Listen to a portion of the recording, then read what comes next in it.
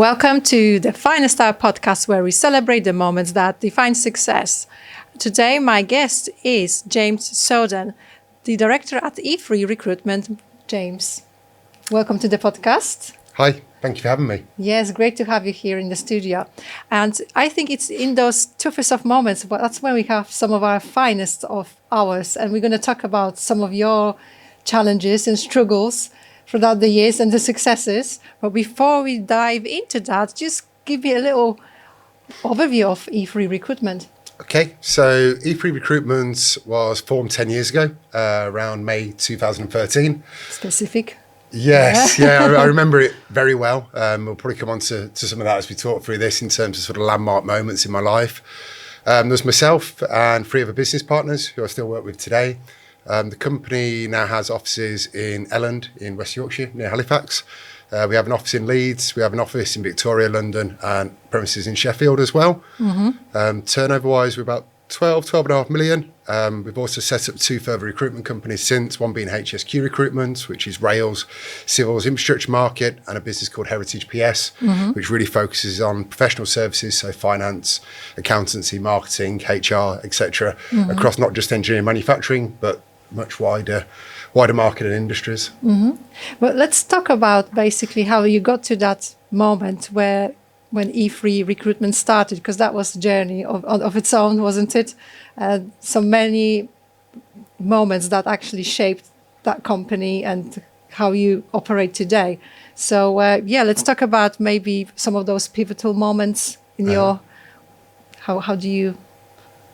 There's a number of pivotal moments from the very start of my career. I think recruitment, going back 20 years ago when I first started in it, certainly had a stigma in terms of maybe being very... It probably still does. It probably still does in certain respects, but I think companies are more adjusted to the fact that recruitment agencies are out there, that not everybody's looking to try and make a quick buck, and they probably see a lot more of the added value that a recruitment provider can give to an organisation, especially a specialist in the market. Back then it was a very kind of dirty word, should we say, and it was very hard to get into companies at that time. Looking back 20 years ago, I had no intention of going into recruitment. I studied marketing at university. Huddersfield? At Huddersfield University, which was a fantastic time. Prior to going to university, I had a year out. Thought that I wanted to be an accountant, and actually worked in head office, or the regional head office at the time, for McDonald's restaurants in Birmingham. Worked in their finance and accountancy department. It was a fantastic time. I was earning really good money. And I thought, actually, I don't really see myself being an accountant. I want to go to university like a lot of my other friends are. I want to have some fun. I want to enjoy that time. And so did you? I did enjoy my time, probably a little bit too much in hindsight. You know, I racked up a significant amount of debt in that time. Some wonderful experiences along the way. I was fortunate enough to have a year placement again with McDonald's in the head office in London. And that incorporated all aspects of support services, so everything from, again, finance, human resources, marketing, PR, which again was an amazing grounding for me, being in such a big corporate organisation. You know, I was able to take quite a lot away from that in terms of being service centric, and obviously the training that was offered by such a business. From there, it was a case of I graduated from university, and I feel a bit ashamed saying it really, but huge debt. We're talking like quite significant, wasn't it? Significant debt. Yeah. So I was in a really, I say, fortunate position when I took my year out before going to university. Back then, 20 years ago, I was probably earning 17,000, which 20 years ago, living at home for an 18-year-old was... Without any board or anything. Without any board, without any outgoings, was significant money to, I suppose, have in my back pocket. So I got used to maybe living a lifestyle, going out in Birmingham, down New Street or, Broad Street, and I was going out, socialising as an 18-year-old would do. And you carried that through. I carried that through. I went to university, but when I was actually on my year out, I remember walking into Lloyds Bank one day, as an impressionable sort of 18-year-old, and the bank manager pulled me to one side, this before the credit crisis and credit crunch, and he went, James, I can see you've got a decent income coming in, you're on this program, etc. This is where we think your income might be in the next 3 to 4 years. Have you considered one of these shiny gold credit cards? And I was like, okay. That sounds exciting. It looks good. It was like, here you go, here's a £10,000 credit limit. I'm like, wow, I'm 18 years of age, I've got £10,000 on a credit card there. You don't understand that it's not yours at the time, Totally didn't understand the value of money. Totally didn't understand, the repercussions of that at that period. Yeah. So lo and behold, I went away to university at the time.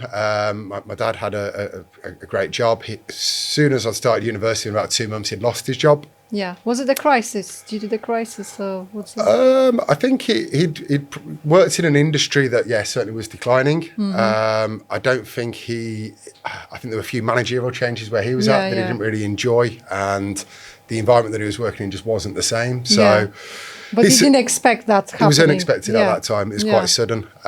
So going to university, trying to keep up with all of the other people that were there. Yeah. All of a sudden, I found myself perhaps out the income that I'd kind of banked on. I can just imagine you hanging out with all the cool cats. I don't know about that at all. I was definitely trying to keep up with people, and I'm not ashamed to sort of admit that looking back now. And I think it certainly shaped my perception of value and what's really important in life, having gone through that experience. So lo and behold, I graduated from university in 2005. At that time, I'd racked up, I think student loan was about 26,000, and I'd got offered more and more credit from Lloyds and other credit providers. So I think at that time I got about 28,000 on credit cards. So it was significant stress, significant pressure. Yes, I mean, coming straight out of university. You mentioned to me that you had some sleepless nights about it, that it was stressful, we was worried. It was harrowing, It's the only way I can describe it. So since then, my policy and philosophy is to just not get into debt whatsoever. It frightens me. Yeah. I couldn't sleep at night. I wasn't eating right. I was, waking up in the middle of the night with cold sweats, and I think those people that were around me, certainly my network of friends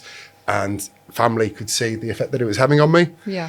It got to a point where, God bless my mum and dad, they stepped in. Again, it kind of ashames me to say it, but they remortgaged the house, cleared all of my credit card debt. I still got the student loan to pay off, but that was pretty manageable at that time. So on the day I finished my last exams at university, I remember walking into Revolution, and one of my now business partners, Andrew Pilling, was there. He came out to celebrate with us, all the students. He'd graduated the year before. And I was like, oh God, I'm in this real predicament. I'm out tonight. I've got no money. I need a job quickly. My intention had been to go back down to London and work in marketing. Andy turned around to me and went, I've got a job going in recruitment. Come for an interview on Monday. I was like, I don't really fancy this too much, but I need some money. I have to do it. I have to do this. Yeah.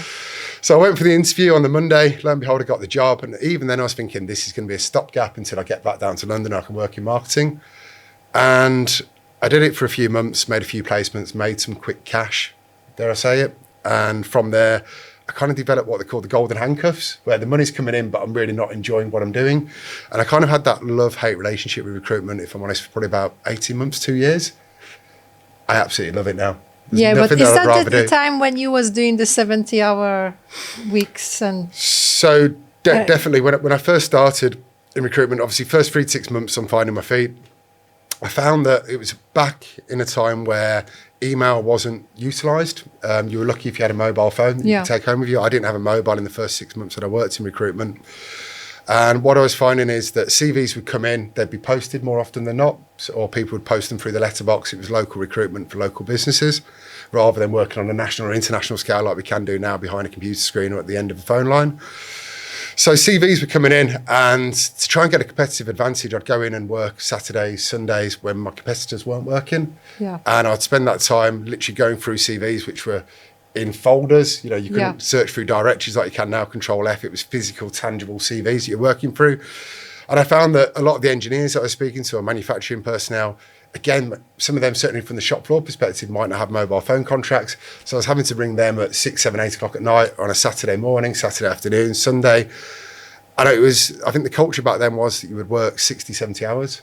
And that was the kind of expectation of the industry. Yeah.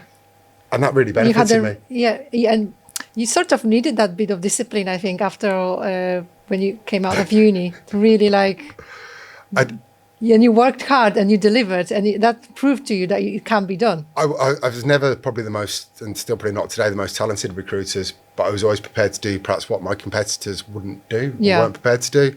And with that was working weekends. It was taking calls from an end client, late at night or at a weekend again. Also having a tough mentor at the time, you reckon? My manager was very tough at that time. I remember my first 2 weeks, I'd gone out on a student night again, and I remember coming in on the Friday morning thinking, God, I'm a little bit jaded here. And, it was no nonsense, dragged me aside and went, one more time and you're out the door. And I kind of needed that at that period in my life. Yeah. I needed somebody to take that kind of hard line, and it's benefited me ever since. Yeah. But also, I think it shaped you going forward when you actually started the E3 recruitment with the partners in terms of how you want to shape that company, in terms of the work culture. Yep. Would you say that you suffered a little bit of a burnout at that time? I don't think I suffered burnout so much in my previous company. I think the reason why I left, the last company that I worked for was a PLC recruitment business, again, national, international, and it gave me a really good founding and grounding in terms of what the industry had to offer. Yeah. There's a couple of my managers that are now in the top 3 recruitment companies within the UK and within the world that went off and did their own thing. So I had a fantastic mentorship, and I think I had the energy at that stage and the want and the drive to continue to keep excelling, keep on that trajectory. I think a lot of the work ethic that was instilled with me from a young age, I've kind of carried through into later life. So you go through phases, in terms of you talk about the mountains and the peaks, and you go through obviously building the business, then you go through having children and that side of things. And I think what I tried to do probably in my mid-30s was continue working at a frenetic pace, manage children, manage everything else. Yes. And certainly pre-pandemic, I definitely was feeling jaded and burnt out. 100%. I think my mental health was suffering. And I was chatting to somebody just earlier today, and I think the difference being now, rather than traveling internationally at times for meetings, or feeling that you've got to go down to London to meet the client, a lot more can be done online. Yes. So I think that work-life balance, that managing your time, can be achieved a lot easier now than it was back then. And in terms of also, you mentioned to me hitting that sort of ceiling within that organization you worked at. So now in this company, you try to create this culture when there is opportunities, divisions. Yep. Could you talk about Absolutely. that? So culture and entrepreneurial spirit is absolutely the core of everything we do as an organisation. The last business that I was with at the time, when I started there 20 years ago, engineering and manufacturing as a recruitment sector was fairly niche. When the recession hit 2007, I remember that really well. It's my first experience of a recession. What we found was a lot of what we class as industrial, sort of shop floor recruiters that would do typical pickers, packers, drivers, saw that there was a skill shortage in engineering, saw the economics of supply and demand, that there could be money that could be made by going into that market. Similarly, a lot of the exec recruiters were struggling, and they again saw an opportunity to move into the space that we were in. From that side, it was very much, where the industry is at the moment doesn't really excite me. It's very transactional. There was a real glass ceiling in the company that I worked in at that time. Yeah. There wasn't the opportunity for progression. There wasn't the opportunity to diversify. And there certainly wasn't the autonomy to make decisions and to influence the shape of the business moving forward. So myself and 2 of my business partners now work together at the same company. And we were like, look, it's now or never. Let's do this for ourselves coming out of the recession. And in a really, really weird twist of fate, my other now business partner, Tracy Norton, it turned out her daughter went to school with Andrew Joseph, my other business partner, and they got came chatted. together. We came together, and it was just how sort of sometimes fate aligns, and it just felt the right time and the right place to do it. I think the big thing for me as well, going into partnership with them, was that they really shared the same belief and goals in terms of how recruitment should be. So with that, it's looking at the skills agenda, what we can provide to our clients. It's really being more consultative in terms of how we work. The last company was very transactional, and for me, it's really around meeting and working with people, understanding their challenges and how we can deliver solutions against that. Yeah. So the stuff we do now in and around competitor analysis, we do a lot of work around the market analysis, stuff around inclusiveness, diversity reporting, a lot of stuff around the employee value propositions and how we can target certain candidate pools, and really adding a number of services to what our clients' needs are. I think what was great as well when you said that actually going into business with them gave you bit more assurances, because you was a bit scared to take that leap. I think I've always been. So it was great to have people who had the same beliefs, and you took that chance together. Yes, yeah, it's kind of, I don't know if it's right or wrong, safety in numbers in a lot of respects. Safety in numbers. And I think from my experience of growing up, obviously with debt and how sort of harrowing that was. That shaped the way you looked at this as well. Yeah, absolutely. And risk, I guess I've always become a little bit risk adverse from that perspective at times. And if I am taking risk, it's always has to be calculated. Yeah.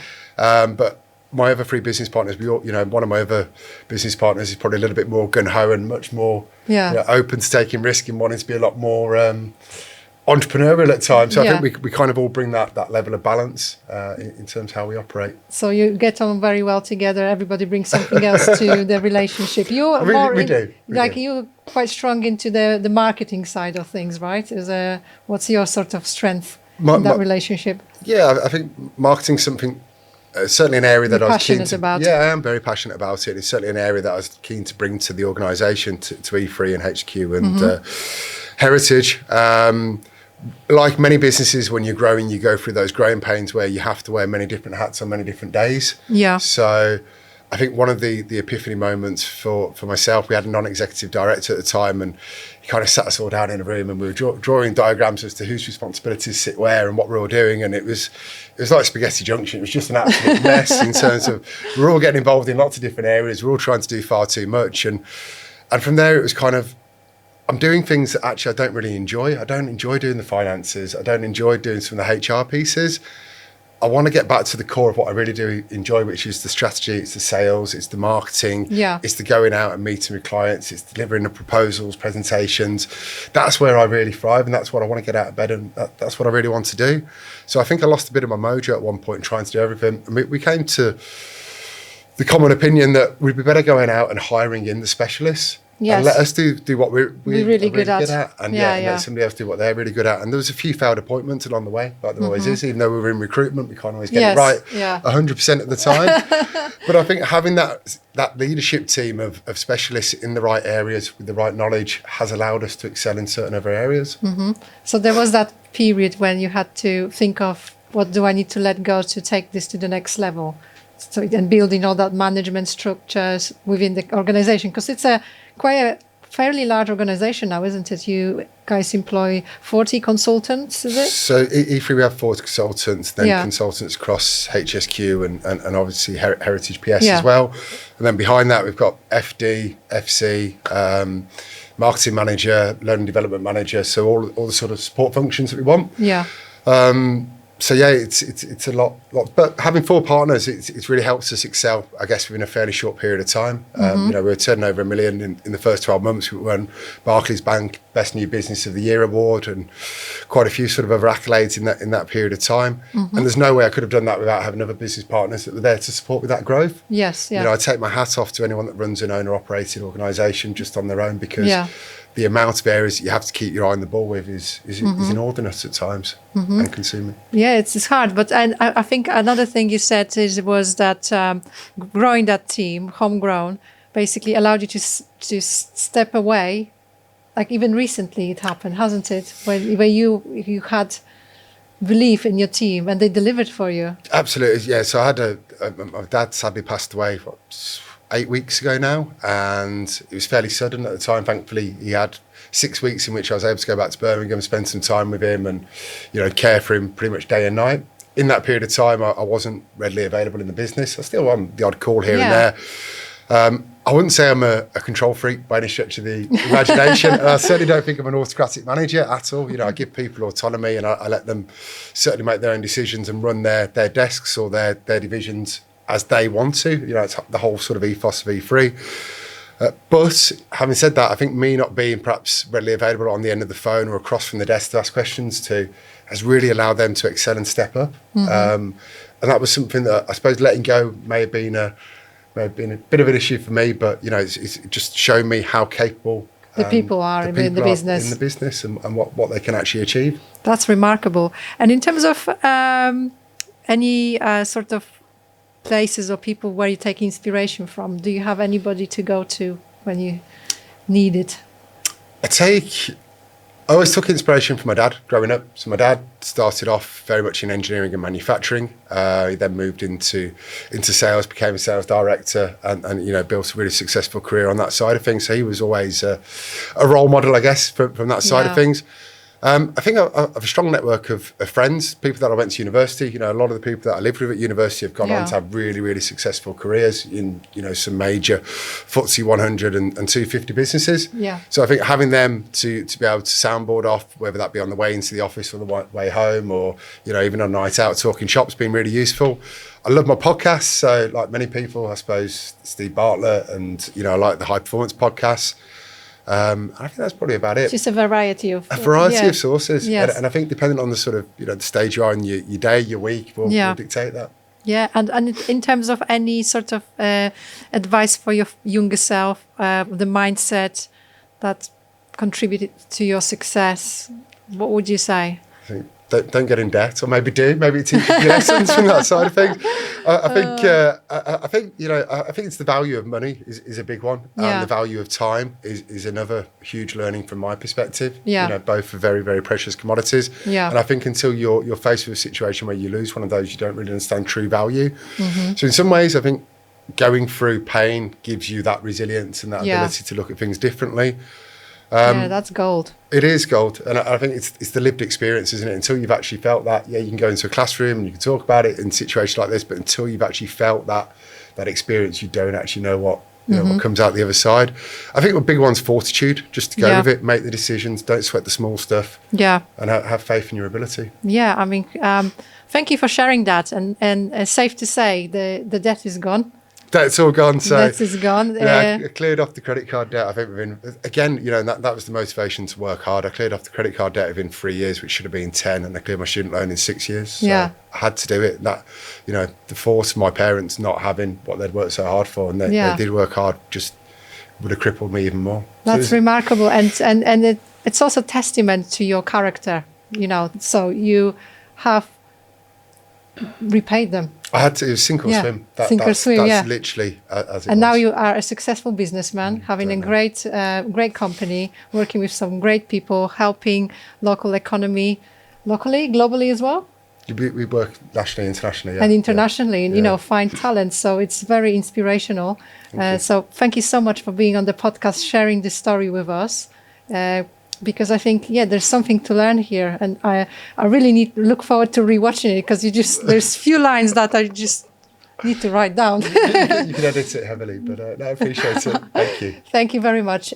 Thank you for watching this episode of the Finest Hour podcast. I hope you enjoyed it as much as I have, and there's some really crucial lessons learned from James's story. Thank you. Don't forget to subscribe, like, and share, and I will look forward to welcoming you to the next episode of The Finest Hour. Thank you.